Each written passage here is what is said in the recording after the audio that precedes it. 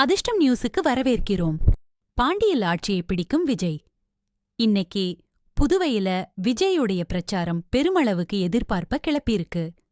Karur சம்பவத்தில CBI வந்த பிறகு கூட பிஜேபிய வெளுத்து விட்டிருக்கிறாரு.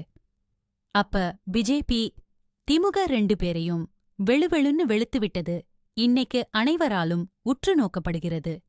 இப்படிப்பட்ட சூழ்நிலையில் என்றார் காங்கிரஸோட ஒரு ரவுண்டு பேச்சுவார்த்தையை விஜய் முடிச்சிட்டாரு.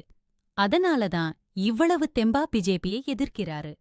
ஏற்கனவே ரங்கசாமி அவர்கள் என்னால எதுவும் பண்ண முடியல, கவர்மெண்டே ஒன்றிய அரசுதான் நடத்துது அப்படின்னு ஏற்கனவே சொல்லியிருக்கிறாரு.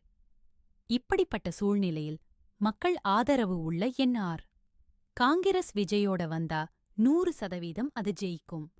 குறிப்பாக திமுக, அதிமுக, பிஜேபி இவங்களுக்கெல்லாம் டெபாசிட் போகுங்கிறதுதான் முதற்கட்ட தகவல்.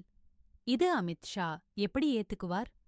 இன்னும் குறிப்பாக சொல்லணும்னா, காங்கிரஸ் கூட ஏற்கனவே விஜய் அணுக்கமா இருக்கும்போது இன்னைக்கு காங்கிரஸ விட்டுட்டு ஏண்டார் காங்கிரஸ் கிட்ட போறது என்ன விதமான அரசியல் அப்படின்னு கேட்கலாம். விஜய்க்கு கிடைச்ச இன்புட் பிரகாரம் ரங்கசாமிக்கு நல்ல பேர் இருக்கு. மறுபடியும் அவர்தான் சிஎம் ஆவர். தன்னுடைய கொள்கை எதிரியான பிஜேபிய தனிமைப்படுத்தணும். இப்ப பிஜேபி என்றார்.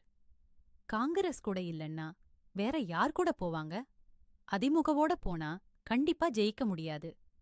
ஒருவேளை அதிமுக இல்லாம வேற எந்த கட்சி கூட அவர் போவாங்க? அப்ப ஒரு பெரிய சிக்கல் இருக்குது. இன்னைக்கு இருக்கக்கூடிய சூழ்நிலையில பிஜேபிய தனிமரமாக்கி விட்டார் விஜய். அமித் ஷாவை மீறி விஜய் இன்னைக்கு பேசிய பேச்சுக்கள் கண்டிப்பா அமித் ஷாவை எரிச்சலடையணும்.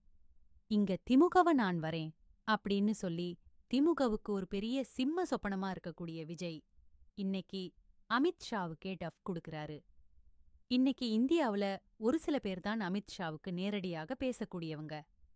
அப்படிப்பட்ட சூழ்நிலையில அமித் ஷாவுடைய ஆளுகையில இருக்கக்கூடிய பாண்டிச்சேரியில அங்க போய் நின்னுகிட்டு அமித் ஷாவை விமர்சிக்கிறது அப்படிங்கிறது பிஜேபி இனிமேல் விஜய் மீது கடுமையான அஸ்திரங்கள்